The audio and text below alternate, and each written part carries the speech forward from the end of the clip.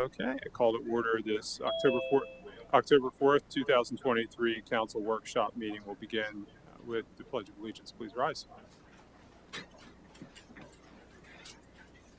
I pledge allegiance to the flag of the United States of America and to the republic for which it stands, one nation under God, indivisible, with liberty and justice for all. First order of business, I understand that Councilor Hicks is with us by Zoom. Councilor Hicks, are you there with us? Yes, sir. Thank you, Okay. Mr. Mayor. Thank you.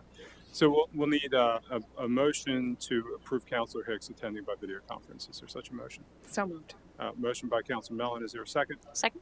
Second by the Deputy Mayor. All those in favor, please indicate by saying aye. Aye. Those opposed say nay. And the motion passes. Welcome again, Councilor Hicks. Next up Thank you. is citizens to be heard. So if there's anybody here this evening who would like to speak to council on any subject of borough government, now is your opportunity to do so. Is there anybody here who wishes to do so? Seeing none. Anybody by Zoom? No. Okay. Oh, is it? Yeah. Okay. Come up to the podium. We'll need your name and address for the minutes.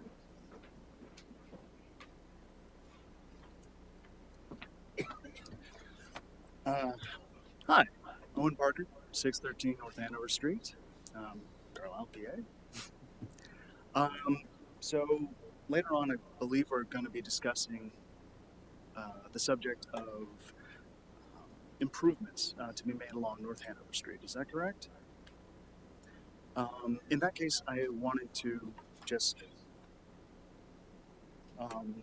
say a few words in reference to that. I live on that street. It's a wonderful neighborhood, but there's a couple of issues with it. Namely, that we get a lot of traffic, and it's not always following the speed limit. In fact, it's very rarely doing so.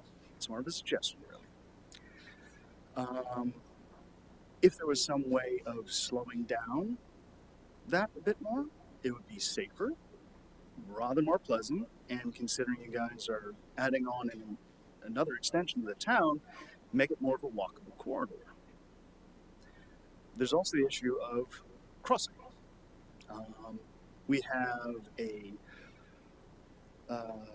traffic light right where you go from basically a highway to a neighborhood, and then you have another light in Carlisle proper itself, so to speak, on the other side of the tracks.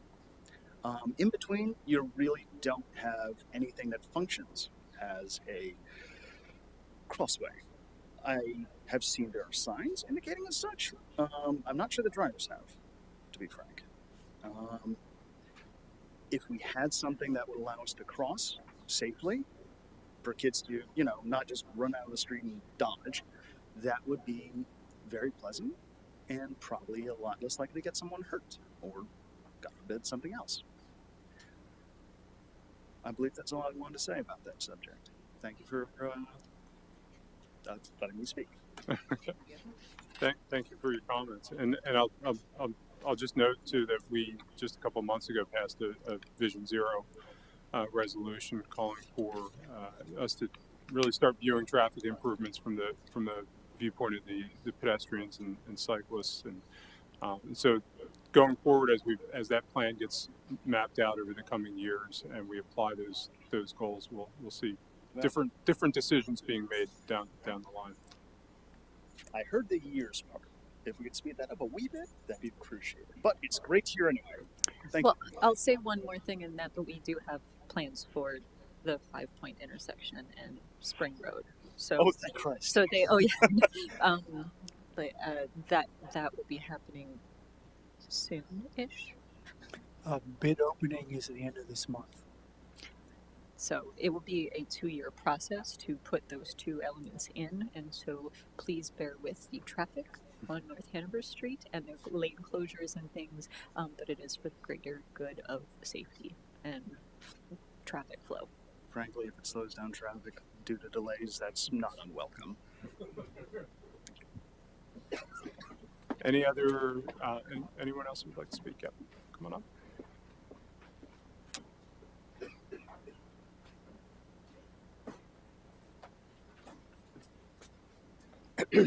Excuse me. Brian McDermott. I live at 343 G Street. I wasn't planning on speaking, but I'm going to piggyback off of what he said. I, in light of the future plans for Vision Zero, I would love for you guys to consider looking into a 20 is plenty standard on particularly lettered streets, but even getting closer to downtown. I'm not sure if you're familiar, but 20 is plenty is basically just reducing speed limits from 25 miles per hour to 20. Just yesterday on my street, I had an altercation with a person who was barreling toward my children. She claimed at 25 miles per hour. I won't go into the details into how we started talking to each other, but we had a conversation. And hitting a child at 25 miles per hour versus hitting someone or an individual at 20 miles per hour, the potential for severe injury versus death or even more severe injury is pretty vast.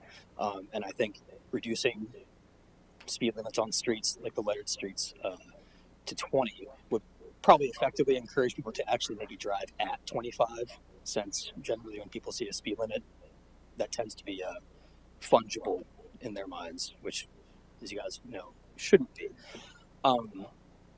Anyway, Vision Zero, 20 is plenty. Get it in your brains. Let it float around there. It would be awesome and safer. Thank you. Thank you. Is that in your brain already? It is. Any other public comment? Okay. Seeing none, we'll move on to presentations, beginning with outside agencies, and I'll pass it off to Councilor Crampsey. Great, thank you, Mr. Mayor. I'm pinch hitting for Councilor Stubbe this evening, who is unfortunately tied up at work. So tonight is, at least in my mind, one of the more fun council meetings we have, because we get to hear from the agencies that do amazing work in our community. So I'm really excited to hear from everyone. Just wanted to give a reminder to the folks that are here tonight. We'll go through this list in order that it's on the agenda. We'll call you up. If there is a representative here, you can just give your name and address or business address. We do have your packets, your applications, your information. So if you could try your best to keep it to 5 minutes. We know you're doing amazing things, but if you can keep it down to 5 minutes. The mayor tells me there's a baseball game tonight that starts at 8, and I think we can make it before then. So, we're looking forward to hearing from you. I think council might have some questions potentially. So we'll start with the Bosler Library.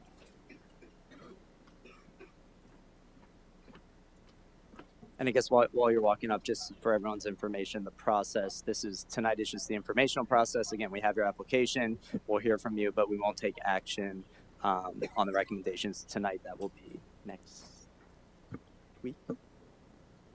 Oh, sorry, yes, starting during our budget discussions. So go ahead.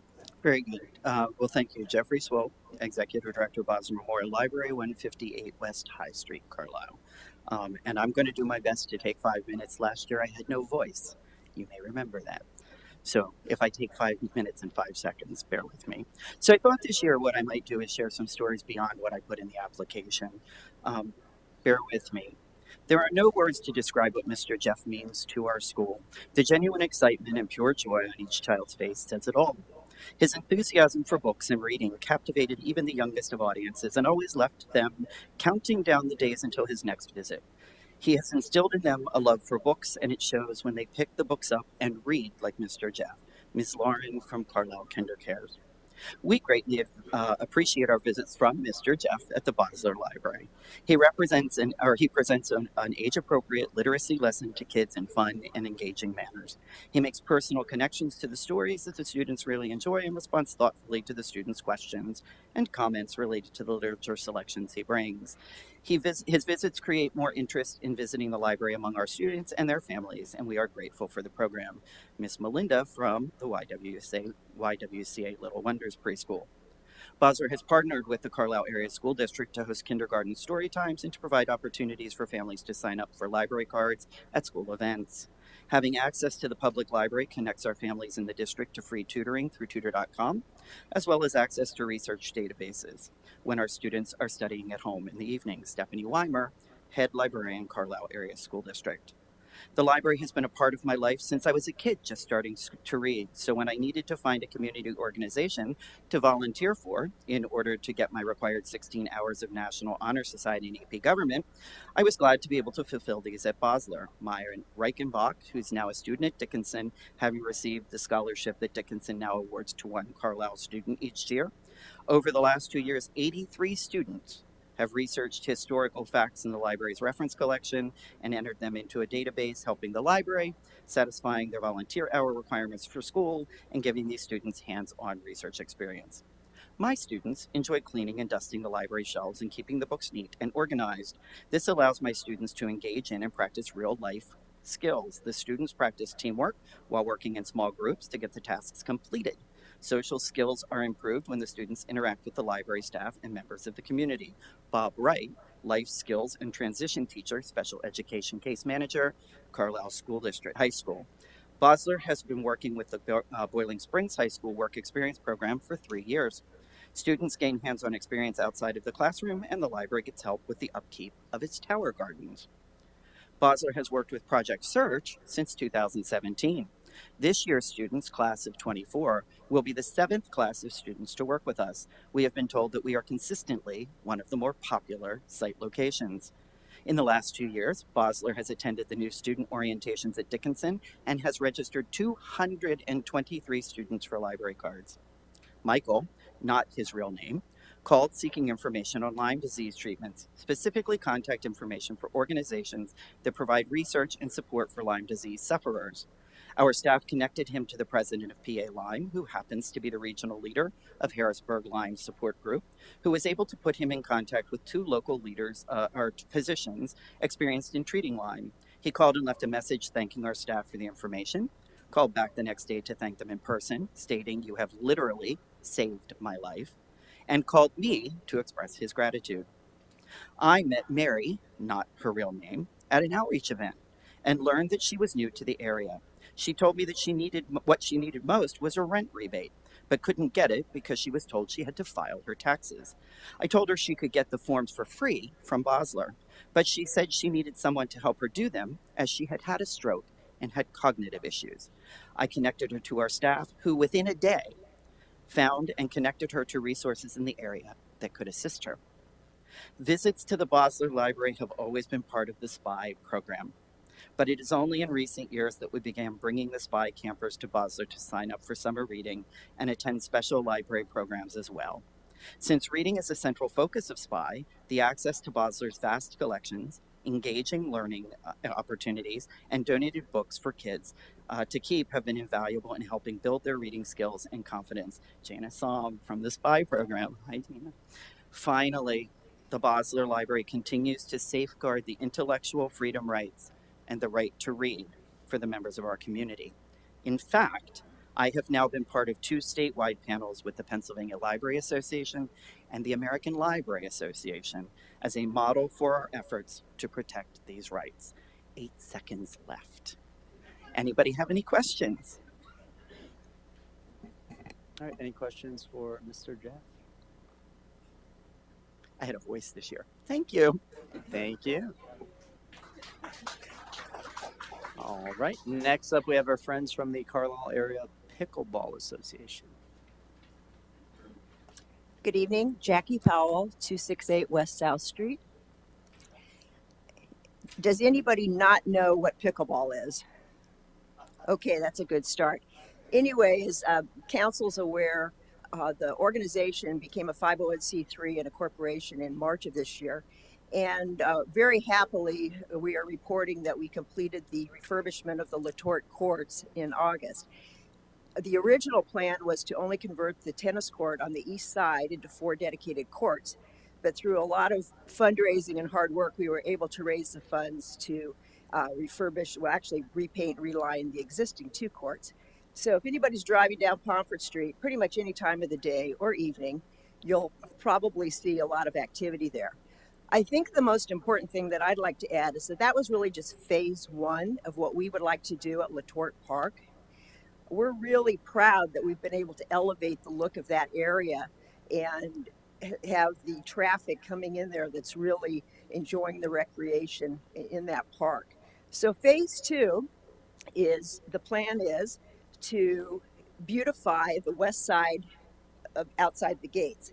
If Andrea were here tonight, I would tell her thank you because we asked via an email, would it be possible to move those the parking blocks back a few feet? She immediately sent over her guys to work with us. So we've started the planning to move those parking blocks back.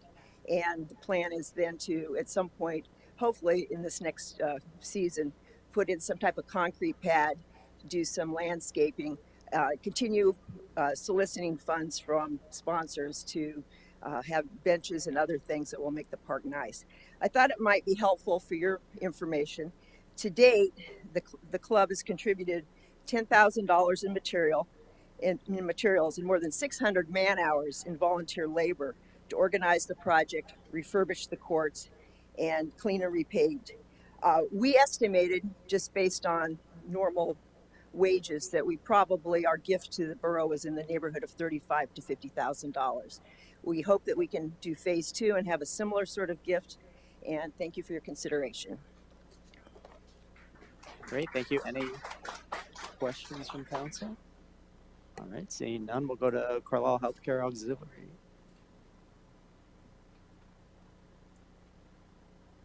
Hi, my name is Ellen Hare, and hospital's address is 361 Alexander Spring Road. The gift shop is where we get our mail. The Carlisle Area Healthcare Auxiliary, we're all volunteers, and our main goal is to raise funds and provide volunteer services to promote healthcare and wellness in the greater Carlisle area. Right now, we're with the UPMC Carlisle, but we're totally separate from them, and we're all volunteer. They do give us space. We raise our funds through the gift shop, food trucks, raffles, 50/50s, and flowers. We provide volunteers throughout the hospital. Scholarships is our main goal. Because we are with UPMC, we don't have to raise money to get a CAT scan machine or something like that. So it's mostly scholarships. Last year, we gave out $13,000 in scholarships. I would like to tell you thank you very much because you guys helped with that. We give our scholarships over a 4-year period, or whatever they're going at, the 6 years or 4 years. We give them so much money each year, so we follow them throughout. Last year we had our graduates were Armella. She graduated from York College with her RN degree, and she's working at MedSurg at the 3rd floor at the hospital. Emily graduated from Lebanon Valley College in physical therapy, and she's working in a local outpatient rehab. We have Liz, who's an occupational therapist from Misericordia University, and she got a job as a pediatric occupational therapist in Philadelphia. We don't usually have those. And Carly is Lebanon Valley Physical Therapy, and will be applying after she passes. She took her boards in August. But I did want to read you a letter from Kenzie. She graduated from Misericordia, and she said, "Dear Carlisle Area Healthcare Auxiliary Scholarship Committee, first of all, I would like to thank you for your support you have provided me throughout my college career. I'm so excited to have to graduate and pursue what I love each and every day. As far as an update on me, last year I completed 2 externships where I challenged myself to become independent speech therapist in 3 very different settings.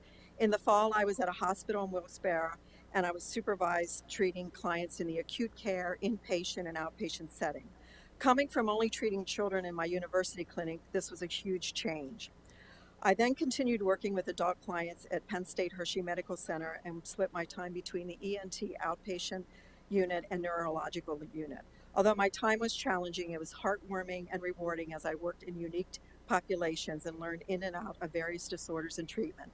I was blessed with 2 supervisors who encouraged me to be myself and build my relations. She's recently got a job at Cumberland Crossings. Thank you again for believing in me and my dreams, and I cannot express my gratitude enough." This year we had 28 applications by April 15th, and we were able to give 7 scholarships, so we will be keeping these students with us for the next 5 to 6 years. Colin is going to be he's going into nursing at Bloomsburg. Caitlin is going into Gwenwood Mercy University into radiation therapy. So that's our first for that. So that's really, she wants to balance patient care with technology. Adla is also going to your college to be a nurse, and she's a Bosnia resident here in Carlisle. Sophie is Pittsburgh. She's going for speech therapy, and she was a lifeguard at the Carlisle YMCA. She worked Sunday morning, and she said every Sunday morning there was a lady there. Her name was Carol, I remember, and she would swim. She said she was heavy set, she was elderly, and she just swam by herself. And here, Sophie found out that she was deaf. So she learned sign language and they would kind of communicate. And every Sunday morning, it was really slow. She said, I got to know Carol, and that's why she picked speech therapy. So we interview our students and we really find out why they want to be what they want to be. We have two girls that are LPNs, one at Greenwich Village and one at Sarah Todd. They've been in nursing for about 10 years, and they're going to bridge over to become RNs. They gave some really heart-wrenching stories working through COVID. One gal had two young girls at home, and so she slept in a camper out in her driveway while she was working the first few months. But last but not least, we have one girl, Rachel, who is going to Wilson College to become a nurse. And she was very hesitant. She's the first one in her family to go on to college, but her family was not encouraging her because it's so much money, so much commitment, and she was kind of frightened to go. So she applied for our scholarship. She got some money through Wilson also. But I met her parents at our scholarship tea, and her mom told me that it has really helped that people that she didn't really know believed in her too. So they were kind of warming up to the idea. So I want to thank you for the monies you've given us, and I want to say that I would appreciate if you gave us some more. Thank you. Great, thank you so much. Any questions from council? I'll just add I was happy to hear there's a Bloomsburg student as an alum. I won't be biased, but that is good to hear. Next we have Carlisle Victory Circle.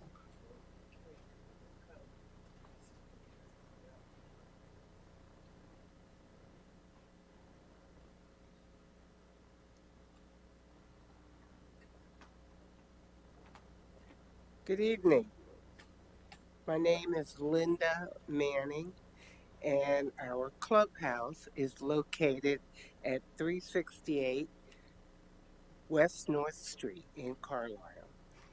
The abbreviation for the Carlisle Victory Circle is CVC.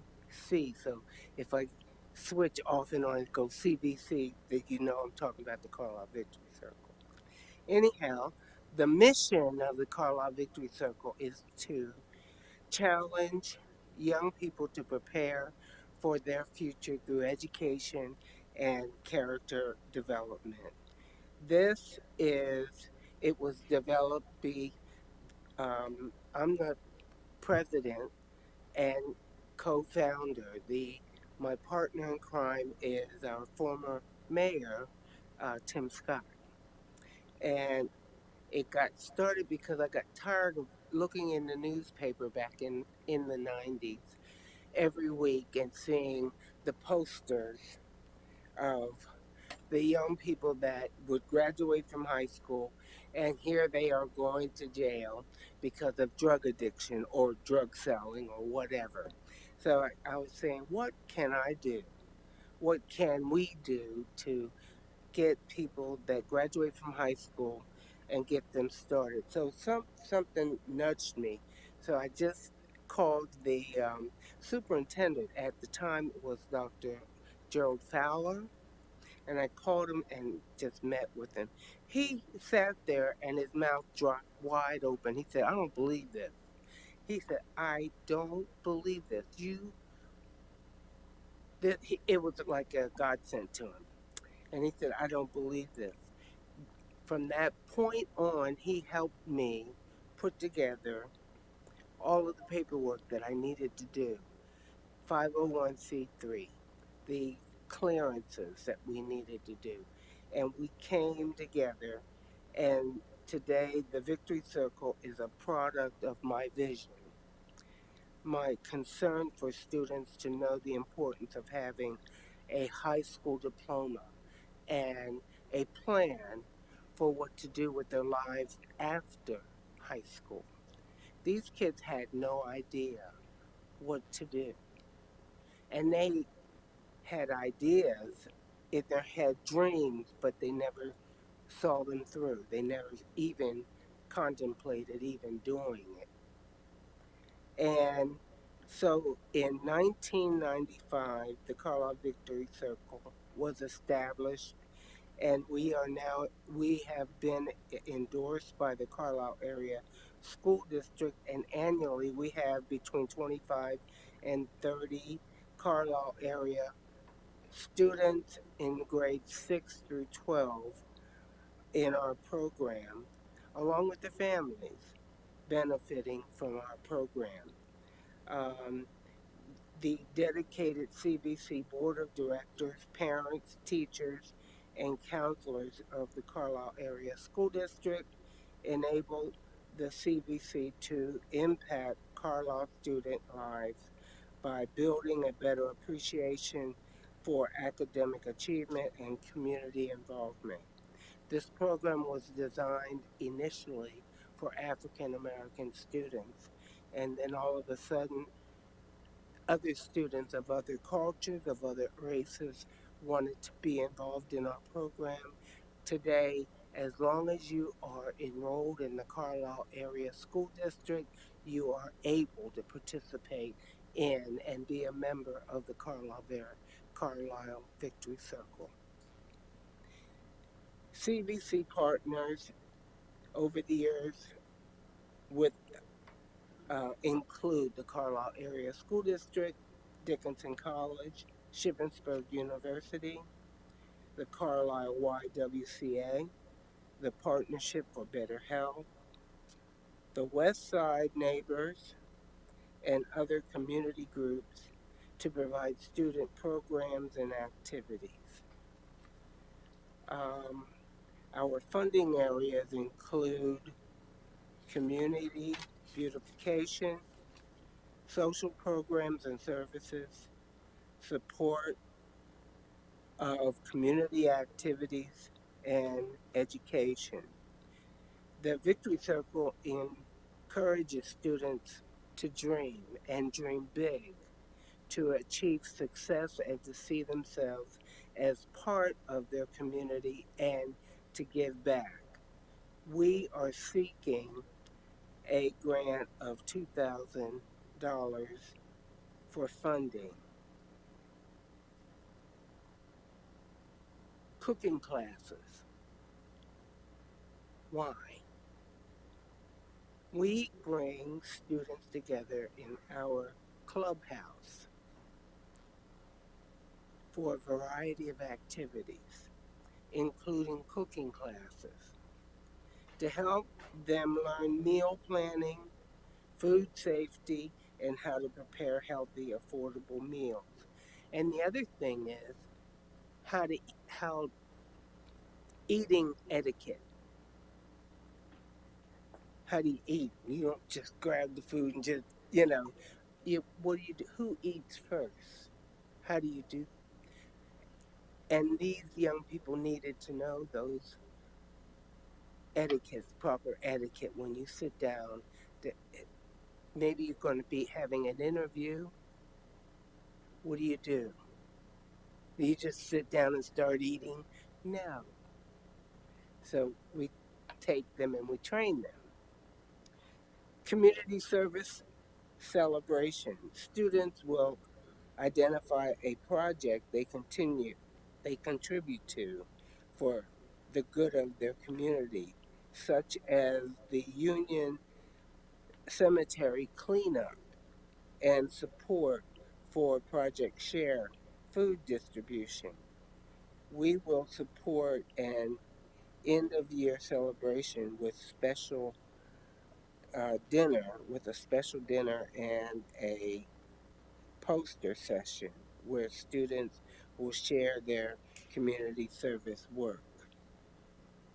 We will also celebrate their contributions through our website, the school district, and our monthly newsletter. Venue freeze fees, transportation for educational tours. We will take students to community events such as the Kwanzaa celebration at Shippensburg University for educational cultural experiences. And then administrative fees, funding will also support the administration of our program through fees for our program coordinator. Community involvement. The Carlisle Victory Circle wants our students to be active participants in the Carlisle community and be involved in community service. We have been engaged in activities with the Rotary Club's flower basket hangings in downtown Carlisle.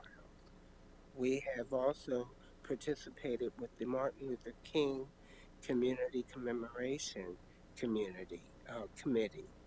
Importantly, it establishes a habit of volunteerism in young people, and we hope will continue beyond the Carlisle Victory Circle.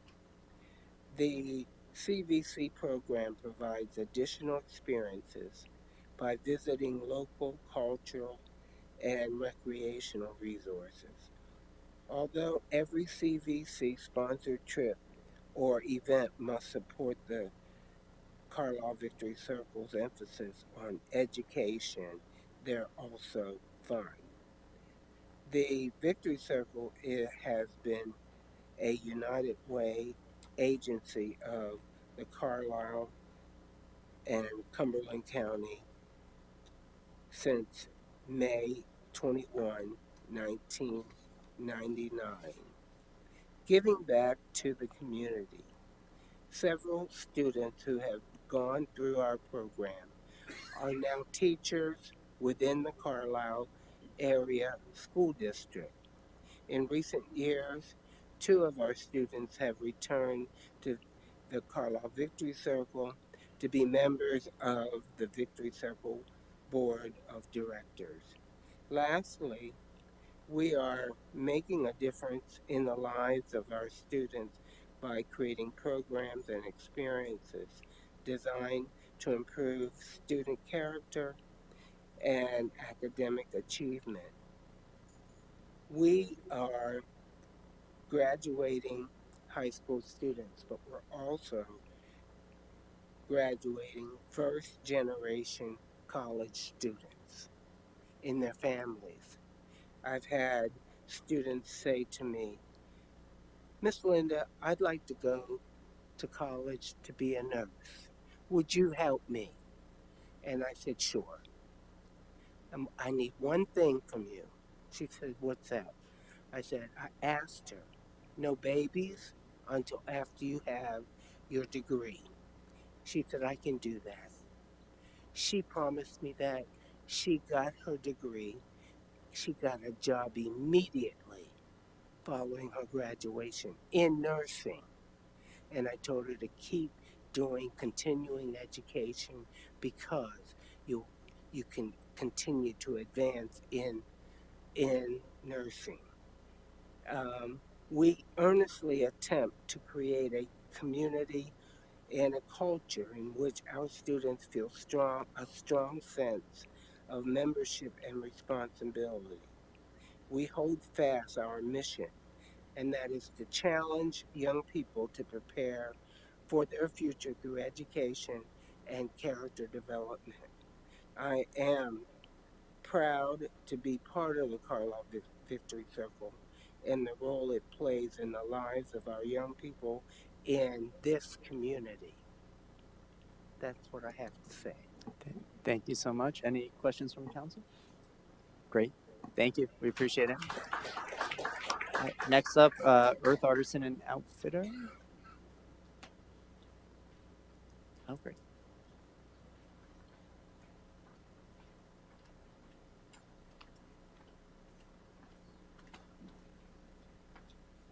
Hi, I'm Jessica Miller, 37 West Chapel Avenue, and Earth Artisan and Outfitters also 37 West Chapel Ave, so we're your neighbors right over here.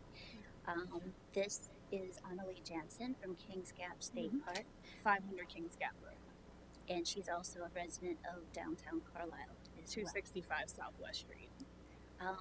I'm coming to you tonight to talk about our Earth Day celebration, which is something that we started in 2021. The earth, the arts, life wild and free. Thank you, Owen, for the pictures. I appreciate that. So flashing up here are some pictures starting back in 2021. That's when we were all coming out of COVID and lockdown, and the world was just insane. So, for my family and I, and with our small earth based family operated business, we're always trying to mindfully connect people to the planet. And we do that through the earth and the arts and life wild and free, because no matter what differences we all have in life, this is the planet we all call home. So, our clean air, our clean water, our clean soil, being inclusive of everybody getting involved and having a stake in this is very important for us. So, coming out of that in 2021, it was important to have a way to remind people that even though we had to be distant, this is something we can all connect to. This is where we have our common ground, and this was a great opportunity to still, you can see we had space, the proper amount of spacing between all those booths, and everybody was masked, but it was a great opportunity to share resources and information for how people can continue to be self aware in their how they live, how they work, how they play. And this is a free family friendly event since 2021. We did it again in 2022.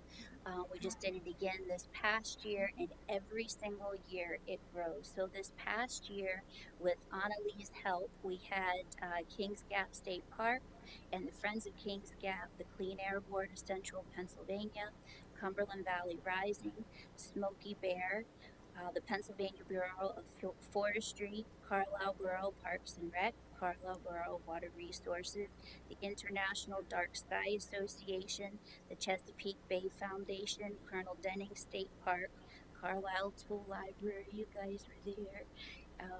We had a lot of good groups. We had the Penn State Master Gardeners, Dickinson College Center for Sustainability, the Northern Saw-Whet Owls program, and a friend of mine who's a wildlife biologist, Ara Stauffer, was there with her turtle as well. And I know I'm always contacting Borough about health and safety and well-being in our community, being that we share this space right out here. And I applied to use the Borough parking lots as a downtown hub, that we don't have to close our streets. That this demonstrates that life happens here in the downtown, and this is something that everyone is invited to participate in. It's as advertised as widely as I, as an individual, can do, and then I have my friends at the state park and every organization that's involved also sharing that information. And I don't think I've ever seen any members of Borough Council there, but I hope that you'll get there maybe in 2024, because you have a stake in this as well. We're neighbors. We share this space. We share this planet, and so many people are doing so many good things. And we can only continue to do that if we continue to help and support each other. So, asking for funding is a way that Borough can get involved even more. So, you might have personal things that you can't attend that day, but you know that you helped make this possible with funding. And the funding is for more advertising and advocacy, the cost of online advertising, the cost of printing, reusable signage, biodegradable trash bags, community art and craft materials, eco-friendly giveaways, seeds, flowers, tree saplings, if we need to rent equipment. And thus far, we've been able to do everything as low-key and grassroots as possible, just based on goodwill and generosity of the community coming together, and a lot of begging and pleading, can we borrow this? Can we borrow that? So that every base was covered. But that might not always be possible. And as the cost of everything rises, thus far this has been funded by my husband and I, and not through our business, just us as citizens doing this. And it's a lot. I don't know what that's a picture of other than my backyard, but that was a good one. I like that. Thank you. So beyond this, rental equipment can get expensive. If we need to use sound equipment, if anybody is speaking at this, or to have music at the event, tents, tables, trash, um, toilets, and that's something that last year Carlisle Borough Council, I don't know if you all knew you did this, but you all pitched in so we can have a handicap accessible portable toilet and hand wash station. So not just for our educators, but so that anybody in the community that wants to attend has those basic needs met. Otherwise, the next closest public toilet is all the way up at the library, and sometimes that's really difficult to get to. So thank you for that last minute pitch in to make that happen. That's also one of the expenses. Food, beverages, because we want to continue to grow this event. So we have all of these volunteers who are donating their time as nonprofit organizations to come and share their resources of who they are and what they do, but they're not always free. Sometimes you have educators that work certain areas that we need to pay them to come out, and because we find this is very important for our community to be able to learn and experience this, um, we do it. So we would really appreciate if you guys could help with that. And also our continued environmental education initiatives for clean water, um, clean air, clean soil, and working with other initiatives that you as the borough have already established for our community and how we can continue to grow that. Annalie, would you like to? I do. I have some statements. First, I do want to thank the council for their support of this event in years past, and I do hope that we can come together as a community to continue this event for the future. Environmental education is near and dear to my heart, but also fundamental for our young students. And being able to bring together over 15 organizations to provide them these opportunities is really vital in our community. So without repeating all of the excellent points that Jessica mentioned, I really hope that we can continue to grow this program year by year. And beyond that, we also invite all of our public schools from Carlisle, Boiling Springs, Big Springs, all of them are sent information to share with the families and students, because this is a free event to come out and learn and grow and share together. And so we have educators that do this, but the public has so many valuable things to share as well. So this is a great opportunity to bring everybody together. So thank you. Great. Any questions? Any questions? Go ahead. Yeah. Maybe the question on our application was a little misleading, and we should probably rephrase that for next year. But there's a question of what is your organizational budget? This isn't an organization, but it might be helpful for us to see your total event budget so we can understand like what proportion of funding of that event you're asking for. Okay. Thanks. Fantastic. Great. Any other questions? All right. Thank you both so much. Next, we'll go to Carlisle Eastside Neighborhood Association.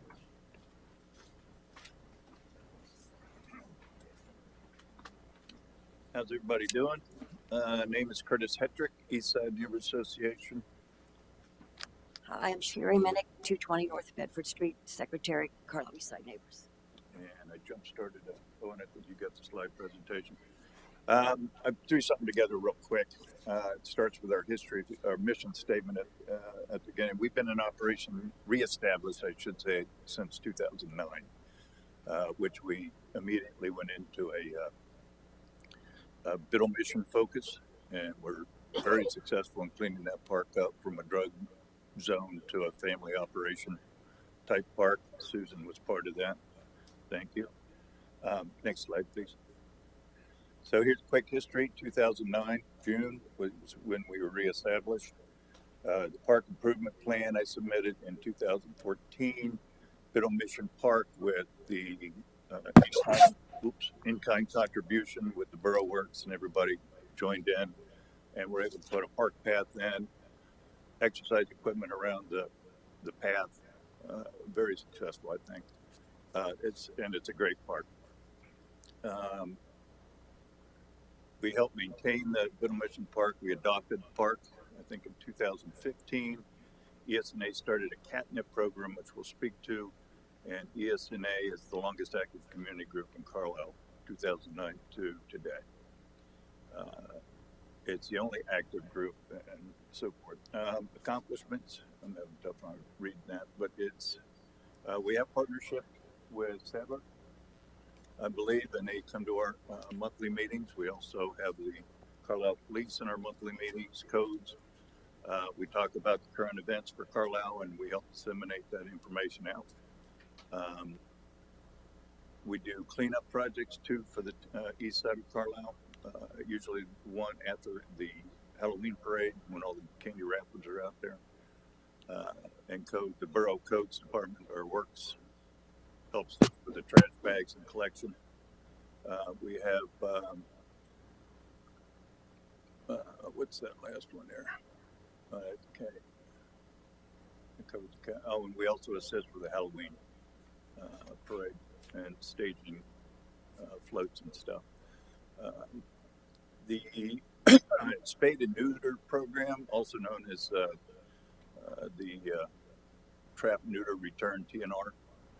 We call it catnip. Sherry leads that effort, and she's done a great job. To date, we've estimated about 70 cats that we've had neutered. That's all self-funded. We raise money, we donate money, and try to pay for that. So that's one of the big things we're hoping that with the assistance with the borough and this program, that we can bump up. And I'll let Sherry speak to the cat program a little more. Just my froggy voice. It's totally voluntarily run. We trap the cats. We had been partnering with Boiling Springs Animal Hospital, but post-COVID, their prices have really, even with a discount, have gone that we can't sustain our partnership with them. The nice thing with them was we could just show up with a cat and have it neutered. Now we're working through Nobody's Cat Foundation. We've also worked through Furry Friends. We need an appointment, and that's the downside, is that do you really get a cat when you have to have an appointment, and are you going to be lucky enough to trap the cat when you have an appointment? But so far, knock on wood, it's worked. But it's $40 per cat paid up front. They are neutered. They are given rabies shots, distemper shots, and given some time to recover, and then they are released. And living on East Head, I can tell you, since we started this program, I'm seeing maybe a third of what we used to see. So it's good progress. It's also healthier for the cats. You don't have to spray in the garden, those kind of scenarios. So it would be a good program for the borough to consider throughout Carlisle, honestly. And we could be the model that we'd like to participate in that. So that's pretty much what we have. Any questions? Great, thank you. Any questions from council? All right, thank you. Next up, we have Safe Harbor. Good evening, Scott Schul, President CEO of Safe Harbor. We are located at 102 West High Street in the borough. We are requesting funding to support our adult life skills and parenting groups that are offered to emergency shelter residents to disrupt the cycle of homelessness and help them increase emotional and physical stability. These very important supportive services are held for both men and women who are in our emergency shelter. We also provide on-site childcare and homework help for children so that the parents can attend the classes. These groups are designed to help develop healthy and productive habits, support the program for parents, and help them develop appropriate and helpful parenting skills. But most importantly, the programs teach our adults life skills that will put them on the road to independence. Groups are led by qualified instructors who not only have experience with the subject matter, but are experienced in working with homeless and housing insecure populations. Some of the areas that are included in the curriculum: making a life plan, repairing credit, renting an apartment, various types of housing that are available, decision making, budgeting, healthy lifestyles, those kinds of life skills that most of us have learned throughout our lives, either in growing up or going to school, that folks who are in crisis either have forgotten or maybe they just didn't have a chance to learn. And so we provide them that opportunity. We're continually reevaluating our curriculum and our program, and we found recently that money management is a critical skill that we need to focus on with our folks. Um, Many of them struggle with saving for security deposits, first and last month's rent, as they try to identify permanent housing. And so we partner with appropriate organizations and others to make available financial incentives to aid them for these important things they're going to need to become viable tenants. You couple that with improving money management skills. We anticipate the enhancements that we make to our life skills programming will establish a substantial impact on breaking the cycle of homelessness for our residents. Over the course of a year, we will serve up to 100 individuals coming through our emergency shelter program, including women, men, and children. The ranges from infants to seniors. We estimate that over that time, 70 of those individuals were adults who will attend our life skills or parenting classes. These classes fit the curriculum that these grants are designed to support. So improving residents' quality of life for all of whom who are at the most risk and or at most risk and vulnerable, and also improving the quality of life, particularly for children and youth who are directly affected by the education and subsequent success of the caregivers and adults who are able to learn better life skills. So we're requesting your assistance to help cover the costs. The cost for us for 3 of those programs is nearly $12,000 for a year. We're asking for $2,000. We appreciate your past support. Great, thank you so much. Any questions from council? All right, Thank you. Yep. Next up, we have supported partnerships for youth.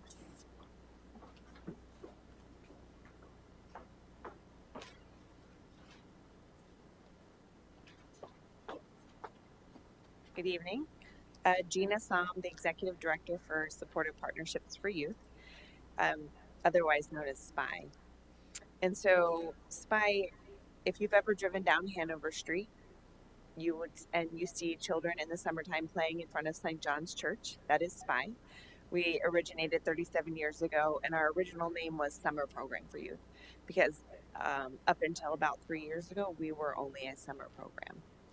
We serve children, elementary age children, currently all ages going into 1st through 6th grade. Again, 3 years ago, we were strictly for 2nd and 3rd grade. These are children identified through the school district who are struggling academically, socially, emotionally. 90% come from low-income homes.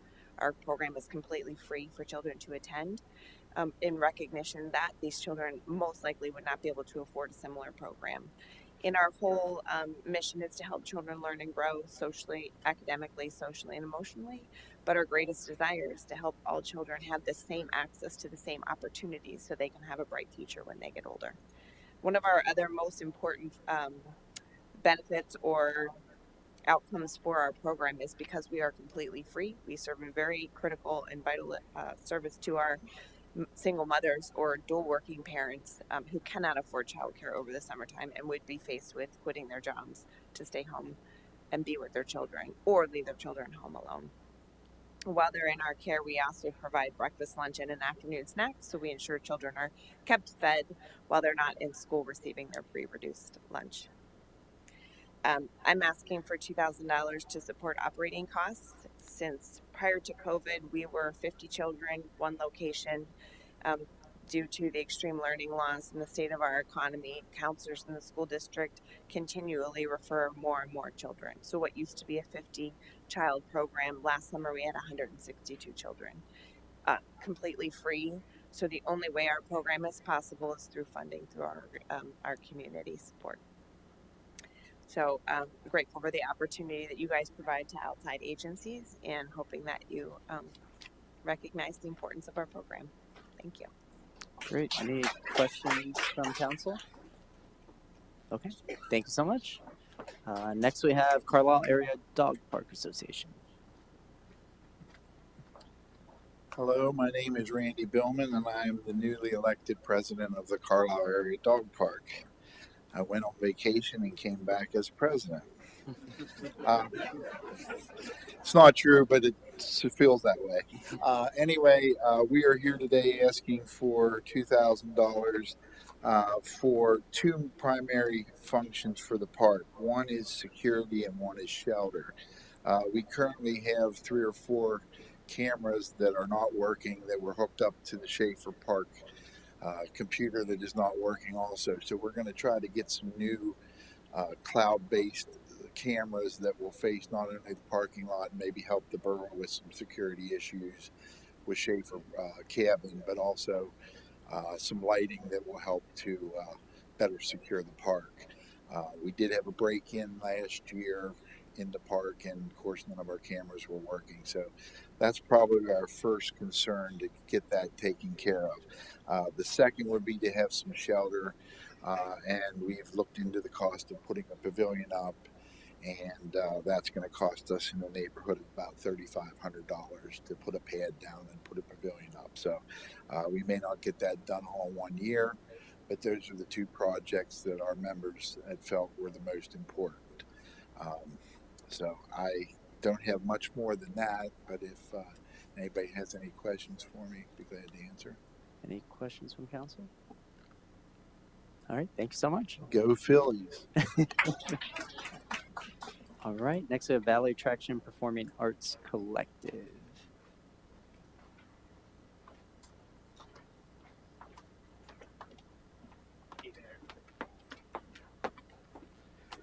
So my name's John Werner. How's this sound? I feel like I'm too loud. Okay.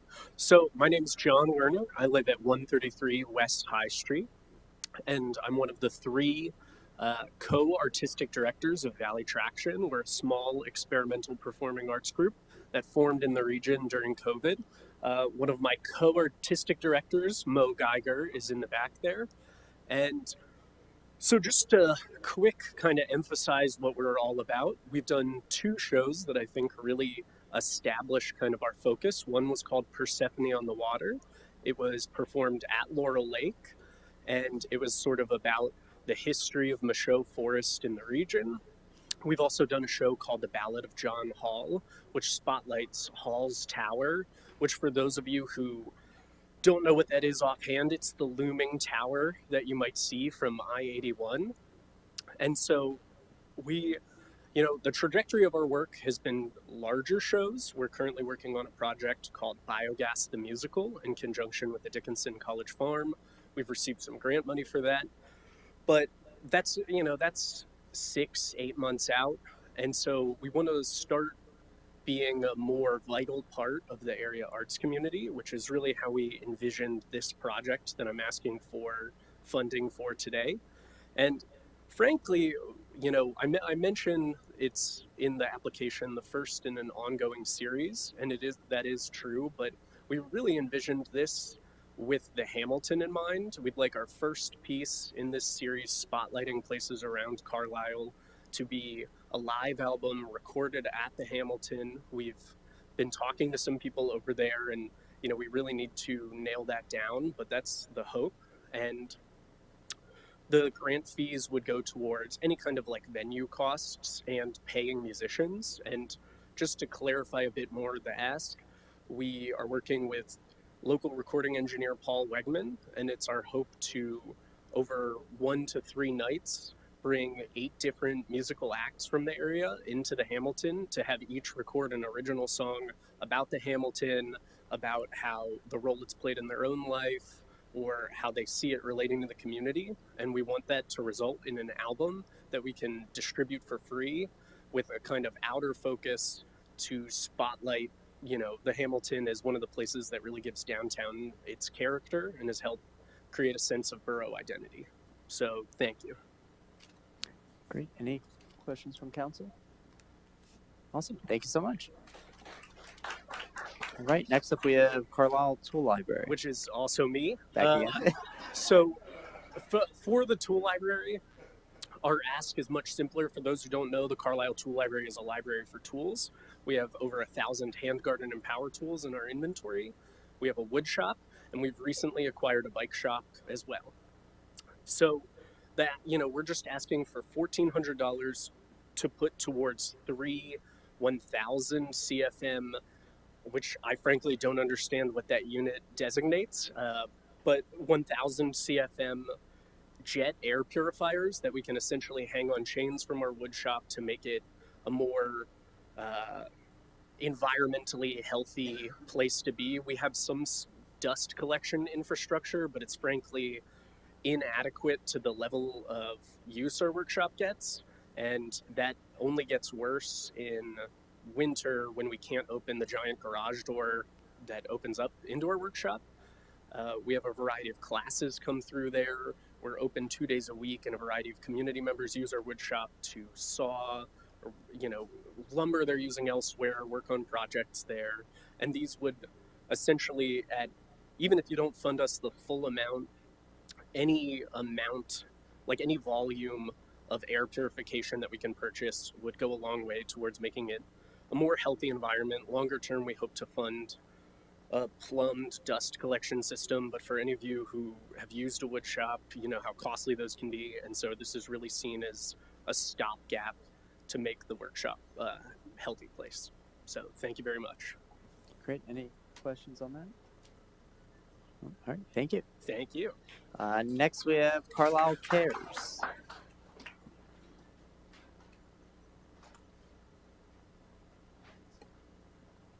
Good evening. Thank you. My name is Beth Kemp. I'm the Executive Director of previously Carlisle Cares, currently Community Cares. We, for those who are unfamiliar, we provide services and support for those who are actively experiencing or to help prevent those from experiencing homelessness. Specific to this request, one of the biggest things that we encounter is immediate barriers. Immediate barriers for people to begin their journey out of homelessness oftentimes starts with a birth certificate, a driver's license, and they're not always as easy to get or attain as some would believe. We have some people who are born in New Jersey, for instance. You have to actively be in person to acquire a birth certificate or pay a courier. So sometimes we're paying up to $100 for one birth certificate, which is insurmountable for many of our clients. So services like that are just the basic raw need. So just to give you a few examples, today alone, we have a father with 9 children who needs his birth certificate. He was adopted and his paperwork was not processed properly. And for most of his adult life, he has not had what he needs to genuinely move forward in his career possibilities. So to me, that birth certificate is a career possibility for this man who is intentional, who works very hard to try and keep his family together. We have a woman, I got a call from the adult protection that had to immediately leave a situation, literally on my way here today, and immediately she has no shoes. So that's an immediate need that we can't always attain this late at night through the support of a generous donor. So we have to sometimes have the means to have certain size clothings on hand. I remember a time a hospital dropped somebody off to us. The person had only their hospital gown on, which was ill-fitting, and it was 10 o'clock at night. And I had to call everyone because he was a rather larger person, hard to find clothes for. So when we have support that we can work on these low barrier things that you or I easily take for granted, we easily can be like, oh yeah, just go renew your license. That's not as easy for everyone, and you cannot begin the journey of moving out of a really tough situation without supports like that. So I want us to say, what a passionate community we have. What a beautiful expression of love for their community, for their neighbor, for everything. So your decision is immensely hard, and we appreciate whatever support. We're just thankful as an organization to be a part of this community. So thank you so much. Great, thank you. Any questions from council? All right. And last but not least, we'll do neighborhood dispute settlement. Great.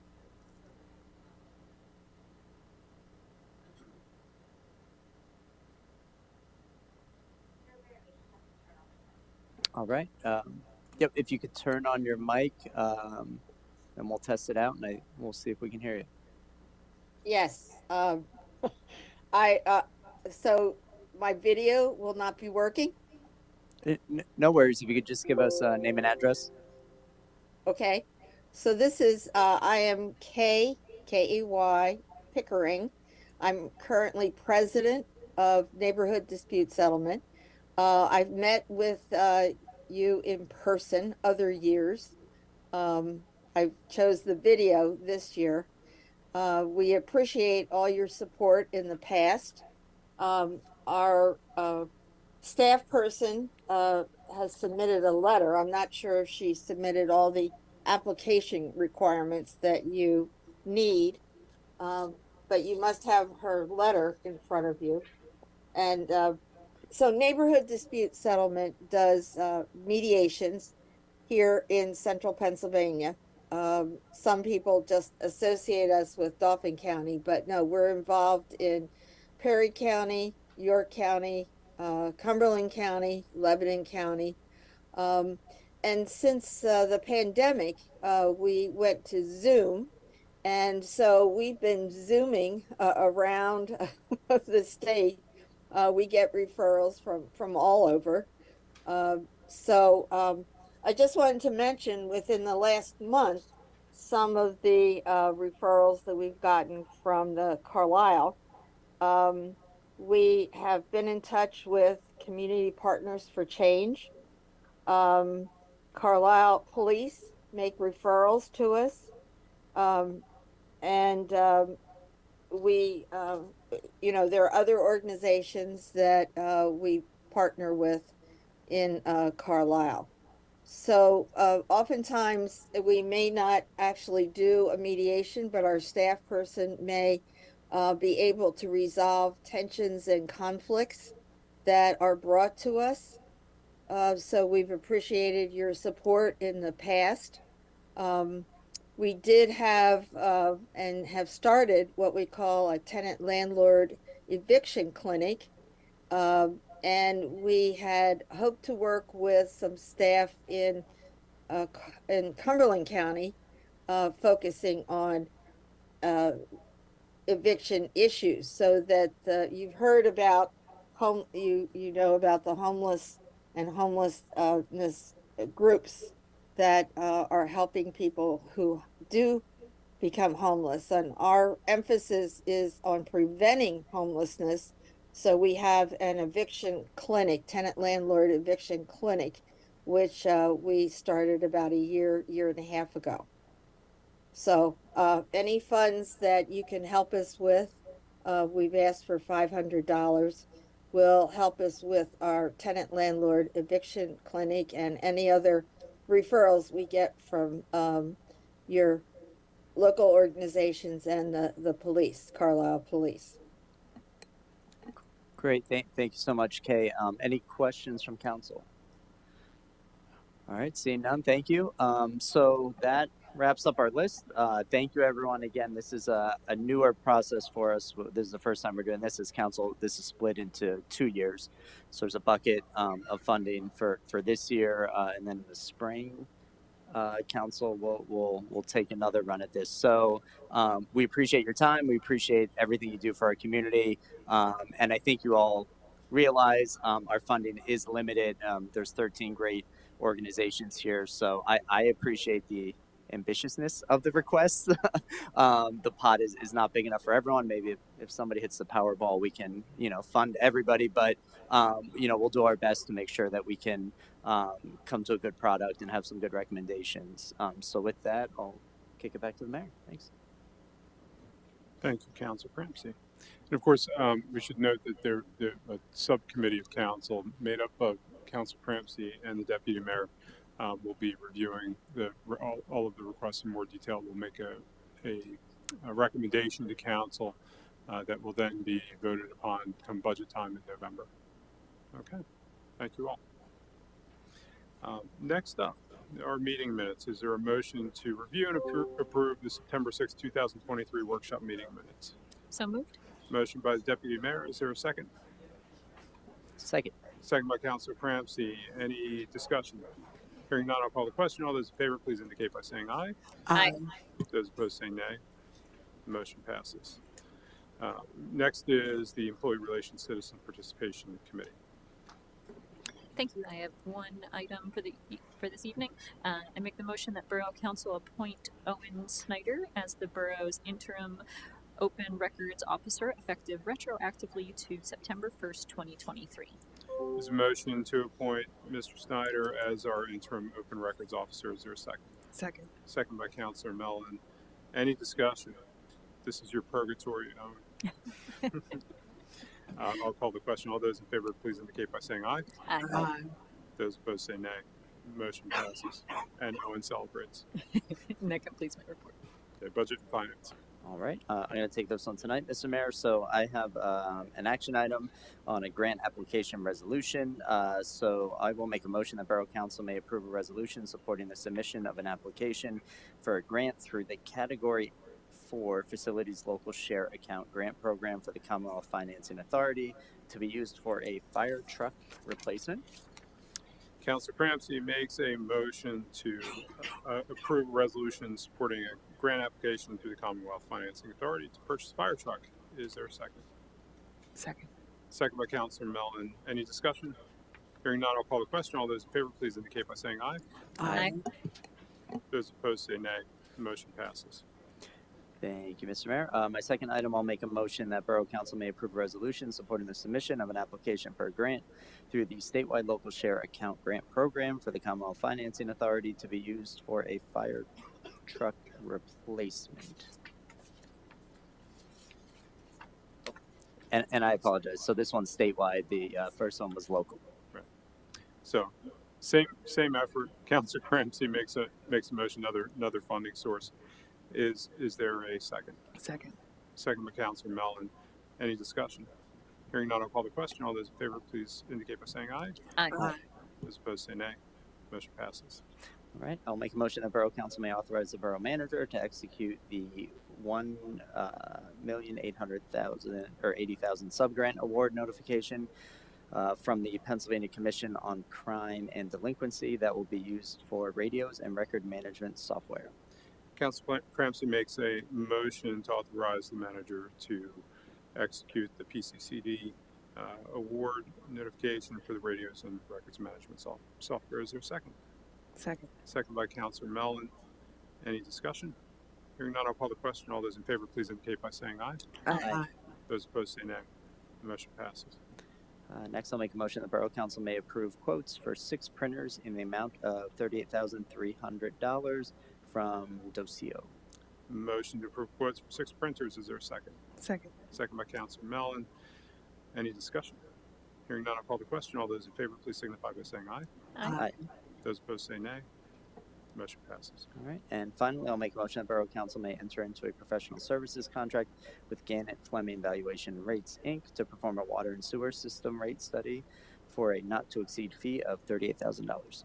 Councilor Cramsey makes a motion to enter into a contract with Gannett Fleming for water and sewer system rate study. Is there a second? Second. Second by Councilor Mellon. Any discussion? Hearing none, I'll call the question. All those in favor, please signify by saying aye. Aye. Those opposed say nay. The motion passes. Thank you very much, and that's my report. Okay, sustainability and community planning. Joel, you're still with us? Yes, sir. Still here. Thank you, Mr. Mayor. I got 2 items tonight. One motion. I'll start with a motion. I move that Borough Council approve a 30-day time extension request by Greg Holtzman of BL Companies on behalf of Northside Village LLC for considering taking action on the final subdivision and land development plan for Lot 8 of the Carlisle Auto Industries as per Section 226-21.8.2 of the Borough Subdivision and Land Development Ordinance. The new deadline shall be November 3rd, 2023. Councilor Hicks makes a motion to approve a 30-day extension for Northside Village. Is there a second? Second. Second by the Deputy Mayor. Any discussion? Hearing none, I'll call the question. All those in favor, please signify by saying aye. Aye. Those opposed say nay. The motion passes. And my last item, I'd like to hand it over to our zoning team. I don't see Jared. I assume I'll be handing it over to him, but he's going to have some updates on us on some important survey data and some discussion regarding parking. So over to you, Jared. Thanks. Okay, there's a presentation. Familiar slide. Can we just advance to the next ones? The first couple are just refreshers for council and maybe some new stuff for people that haven't tuned in before. We're down to 2 actions right now. The other 3 that we talked about are still pending, but the 2 that advanced from the last council meeting we talked about tonight. If you want to get into the next one, there's so again, a refresher for some. We advise council to consider rezoning the Frog Switch parcel as a result of its recent closure on June 30th. With that recommendation also comes a comprehensive plan update. And the next slide again is the parcel area, and now you're up to speed. So this is the Frog Switch parcel, and nothing's really changed in terms of what staff knew at that point, so hopefully you're up to speed. And then the next one that I hope is the last one that you've already seen before, but this was a relatively straightforward recommendation to reform parking for dwellings. Again, that's to reduce the minimum parking required for dwellings down to 1 unit or 1 parking space, for single bedroom and studio dwellings, and 2 parking space for dwellings with 2 or more bedrooms. Next. Okay, this this survey's harder to see than I thought it would be, but anyway, what that's terrible. We put out a survey to people. I advised council at the last workshop that the ethical thing to do, even though staff were confident this was probably the right way to go, is to reach out to the public and ask them what they thought about the 2 items, again, that I just sort of mentioned. Hopefully all of council took the survey. We had great participation, and I'll kind of get into that. Hopefully I'll be able to read the results, but what this is intending to show, or what I intended to show, is on the top left, Stephanie helped me out a lot with this in setting up a web platform for people to participate in the survey online, and sort of describing what we were up to. And then on the bottom right, we printed out door hangers. When I say we printed out door hangers, I mean I set up some survey questions, and Stephanie formatted the whole thing and printed them. We did hundreds of them within a half mile of the Frog Switch parcel. That's the area that staff thought was probably the most important for the survey. Although the parking reform would affect borough-wide, we were fairly sensitive to the people that might not have access to a computer, or even want to participate with a computer, so that they would have the ability to participate in the survey with paper. They could drop it off at Borough Hall. And for those that didn't tune into the last workshop or pay attention to the many publications that we put out and the Sentinel put out, they could get to the paper survey and sort of click on the link and participate. So that ran from the 13th to the 27th. The reason it was 2 weeks, we thought that would be ample time to get people's interest, and anything beyond that probably wouldn't be significant. So let's get to the next one. We did have quite a bit of participation. As you can see from the top left, we had 381 people participate in the survey.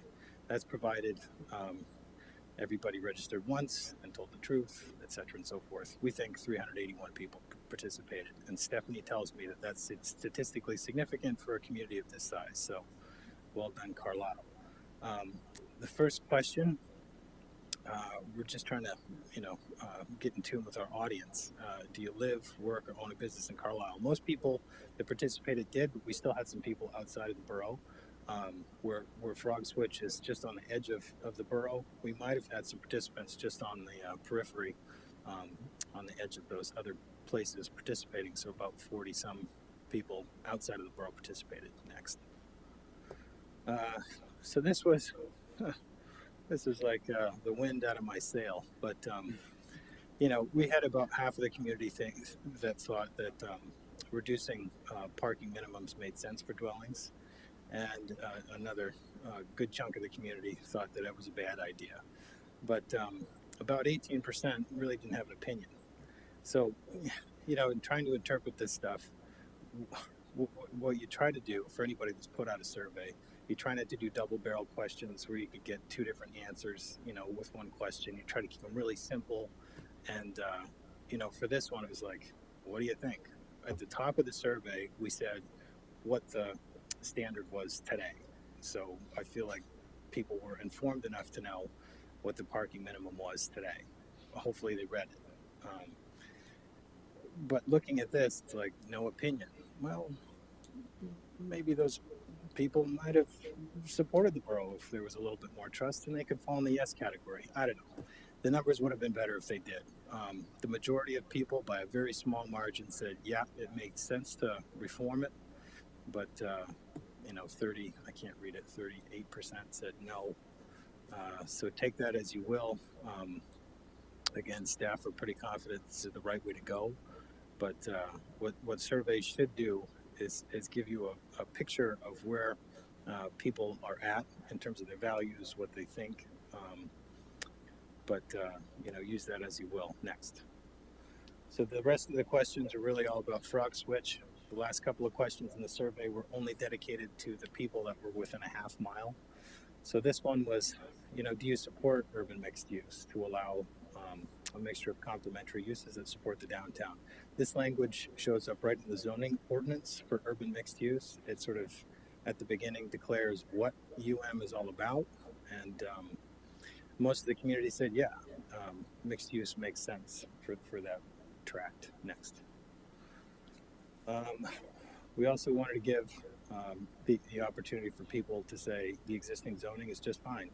Now you'll notice most people said, no, we don't think the zoning should remain the same, but some people did. And again, that's sort of informative. It's, you got about 50 people that said it's fine the way it is. Now you can try to glean something from this. The way we framed it, we tried to take a lot of the bias out of the question and just ask people, what do you think? This to me says that there are some people in the community that are maybe around it, maybe not, that still think that there's some value in industrial uses out there. Next. Do you live or work within a 10-minute walk, about a half mile of the Frog Switch manufacturing track? Again, with council sort of considering pedestrian mobility, walkability, urban mixed use is really sort of pushing for a variety of uses in neighborhood contexts to allow people to have, walkable type things. That's really what I was trying to get at with this question. And, a lot of the participants, you'll see over 200, did live within a half mile. So that was kind of interesting. So I threw out a whole bunch of different land uses that that you can sort of consider what's in urban mixed use, what's out there now, and what people potentially value within the community. The only thing out of this list that's really not specifically permitted by right is institutional uses. Most of those are not allowed in UM, but the rest of these, even light industrial uses, are still allowed in UM.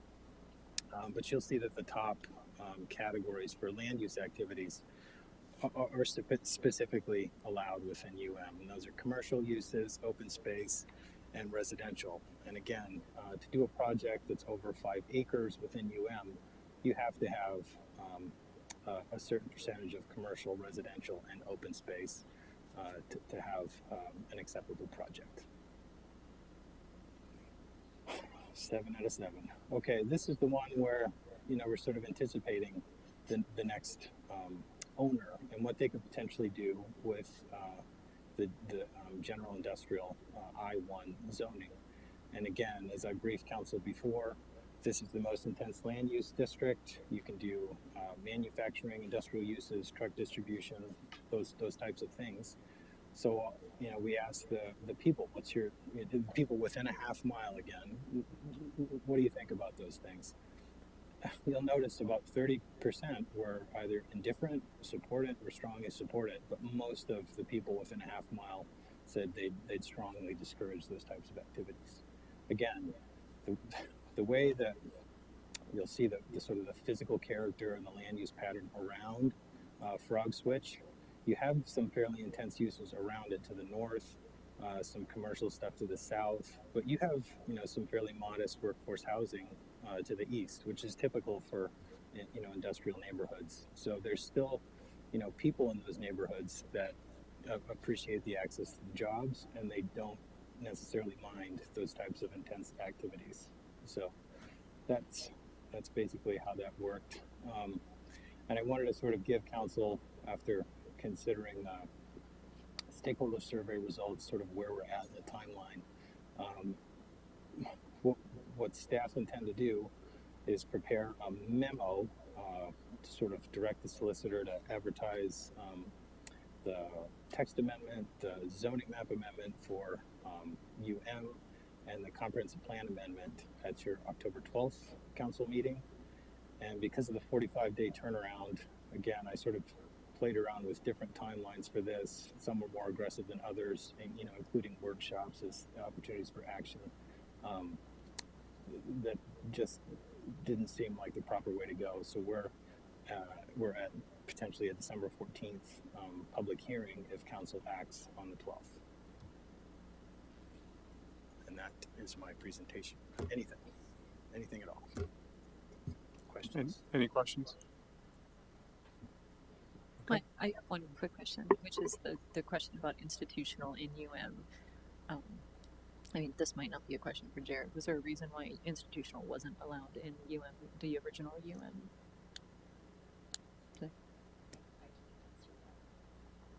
It may have. I mean, I don't know. I mean, I'd be speculating, but it may have been the locations where that was originally intended to go, and there may have been a sense that actually happened right before I came back on council. So there was that. Yeah, and you were Susan, you weren't here at the time either. Yeah, I guess my question is there any reason not to put that in as an option? I mean, I think I live across from old Tire and Wheel, and there is a commercial plot that still sits empty, and it hasn't seemed to have a lot of traction. And this is just I'm not sure if there's a reason why not, right? So, or is there a whole lot of extra work that has to be done to add something like that into the realm of possibilities? There wouldn't be extra work. It would be depending on the institution, and most likely you'd be adding some tax exempt property into the mix that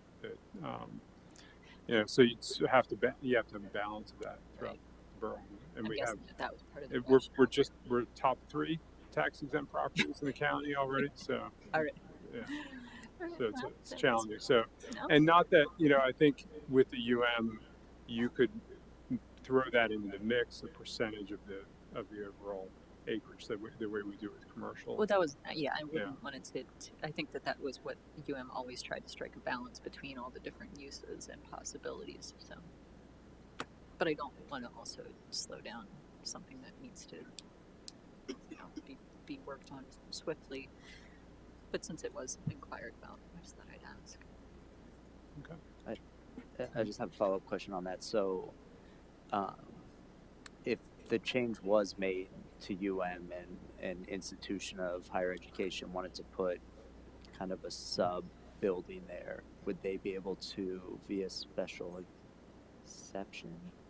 Only if it's in the order. I don't think that's even a special exception in the ordinance as it is now. So that would have to be built into the ordinance.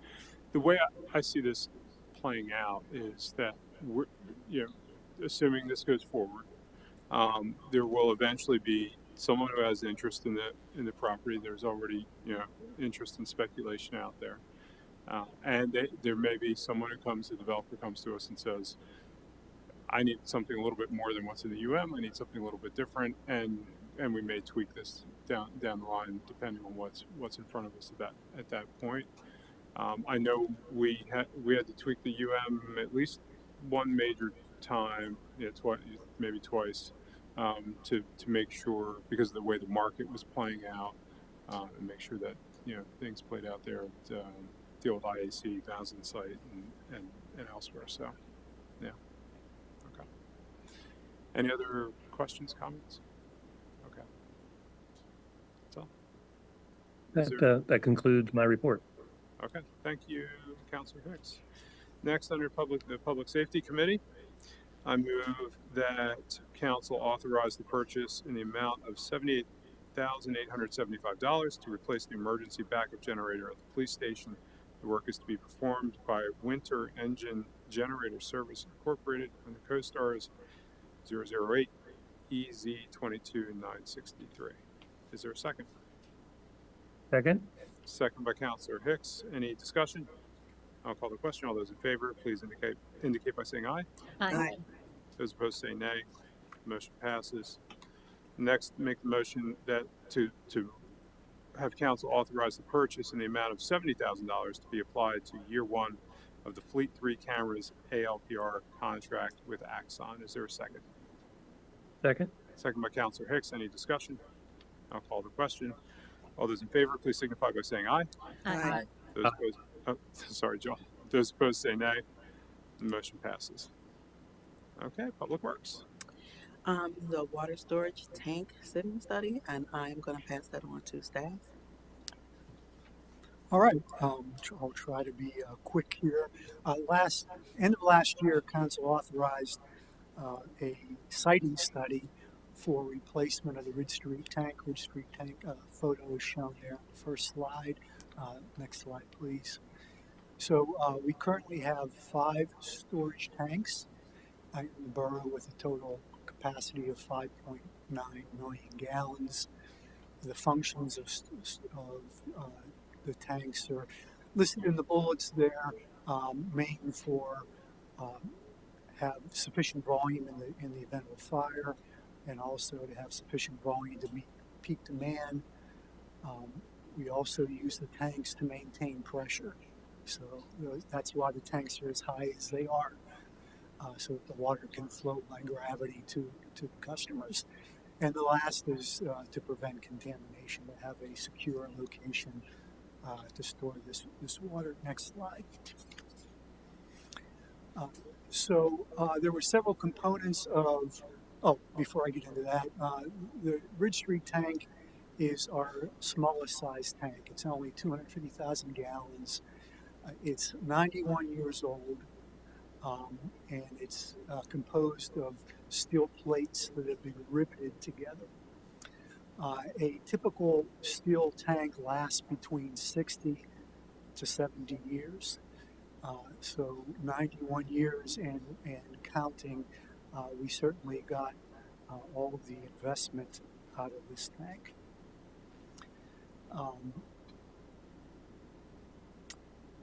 The tank had been targeted for some painting. We paint the tanks probably on a 7 or 8 year time frame to maintain a coating so that it doesn't rust. We conducted an inspection of the tank, and the inspection showed that the coating was still okay, and we had about 3 years or so before we would need to do it again. So rather than investing in a coating for a very, very old tank that required repairs and was not the correct size, we undertook this study. And the goals of the study were to determine the best location in the borough to place a new tank, and how large that tank should be, and what elevation it should be placed at, and the configuration of the tank as far as its geometry. Next slide. So we undertook the study, and the first thing was to look at our long-term projections as far as water demand with a build-out condition in the borough, assuming all the properties in the borough were built out, plus the adjacent municipalities that rely on us for some water service being built out. that evaluation showed that we had a need for a minimum size replacement tank of at least 700,000 gallons. So right now we're at 250,000. We need at least 700,000 as a minimum. We looked at locations throughout the borough that we potentially could put a new tank and identified 9 potential sites that are shown in the slide as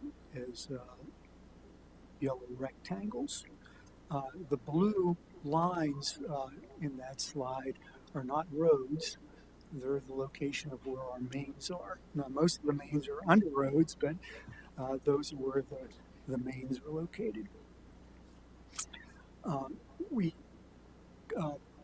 use the hydraulic model of our water distribution system that was created as part of the 2017 master plan to then evaluate these sites. So assuming future water demands and then going through a typical week period of low demand, high demand, low demand, high demand, and draws in the system, how these 9 sites would react from the standpoint of water elevations and pressures and available fire flow. Next slide. Based on that, the study whittled the 9 sites down to 3 preferred sites. Those sites being the existing Ridge Street tank site, which is site number 9, and 2 locations within Thornwall Park. We then did a detailed evaluation of those 3 sites from the standpoint of cost associated with placement of a new tank there, how high that tank would need to be, what the response would be from the standpoint of pressures and fire flows, and evaluated those 3. Next slide.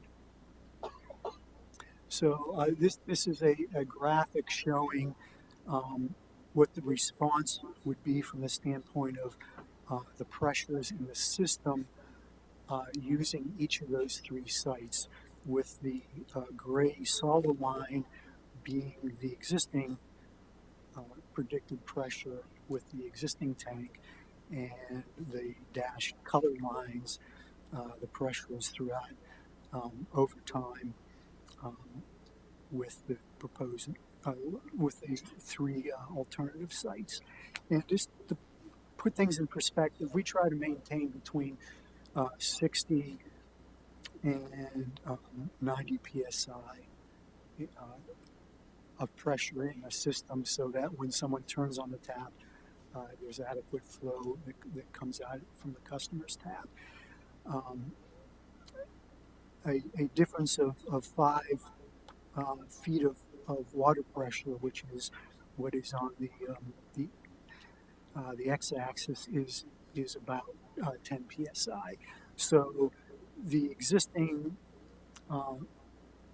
Ridge Street tank sees a drop of somewhere around 40 pounds of pressure per day, which is really inadequate to provide adequate flows throughout the system. So what we see now is that areas of the borough, primarily south of Route 81, have very low water pressures because of the small size of the Ridge Street tank.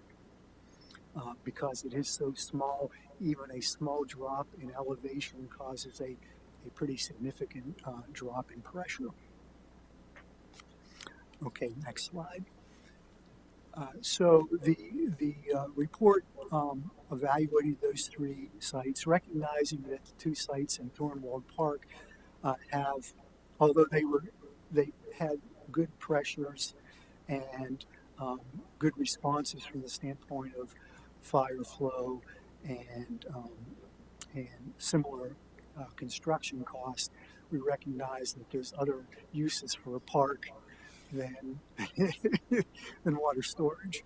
Also, I should note that Thornwall Park was secured through a state grant, and one of the conditions of the grant is that if we do not use any of the land there for recreational purposes, we need to find twice as much land that we're using somewhere else in the borough. So as a result of that, and also just comparing those three options, the report recommends reuse of the existing Ridge Street parcel for construction of the new tank. The report also recommends a 1 million gallon size tank at an elevation of 614 feet. 614 feet is the same elevation as what our Penn Street tank is at, with a 30-foot operating range. Based on those criteria of a 1 million gallon tank at that elevation and that diameter, the siting study gave an estimated cost of approximately $6 million to construct a new tank, and once that new tank's constructed, demolish the existing tank and own and operate the new tank for the next 90 years. Next slide, please. So this is just a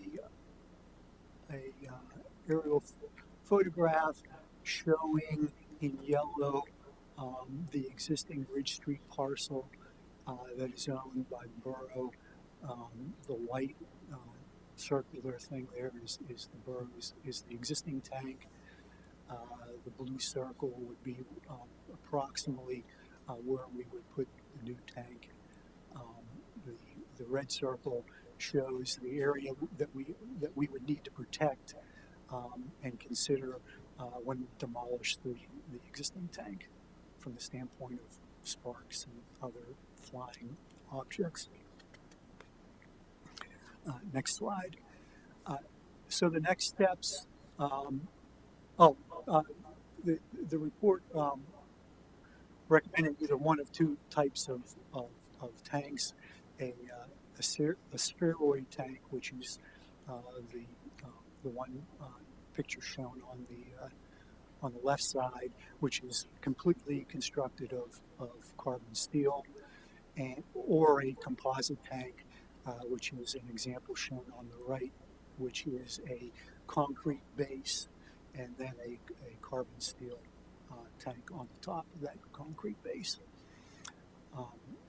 That would be something that we would evaluate in final design as far as the cost associated with each of those and the impacts to adjacent land use and how the system functions. So the next steps are to undertake permitting associated with construction of a new tank and the final design of the new tank, to incorporate the estimated cost in our capital improvement plan, since it's currently not included in the plan, and to undertake discussions with adjacent property owners regarding potential changes to that tank with a new tank. We will be coming to council next week to ask for authorization to start the permitting and design work. Questions? Thank you, Mark. Any questions? No? Okay. I remember when one cycle painting the tanks under a previous borough manager, there was an option for paint called Purple Haze. Do you remember that? So just throwing that out there. That's it. Okay. Thanks again, Mark. Next, we have no new business. We have one more bite at the apple for public comment. If you're interested in providing any public comment, anybody here? Come on up, Mitch. We know who you are, but name and address, please. Mitch Shiles, 624 West Lowther Street. I wanted to just comment on the survey that you put out, Jared, about the double barrel question. I think it was question 3 or 2 regarding the parking. My wife and I were I think when we took that survey, we were a bit confused by it. And I think we had, one of us had answered yes and one of us had answered no, I believe. And primarily because we disagree with that we think it should be lower. We think that parking minimum should be lower. And it's there's been plenty of research showing that more parking just leads to more driving and more traffic. And so I'd like to just sort of voice that. And sorry to, don't mean to like put too much pressure on you, Jared. I know there's a lot on you already. Thank you. So you can move one of those answers over, Jared. So. Any other public comment? Okay, hearing none, this meeting is adjourned. Thanks.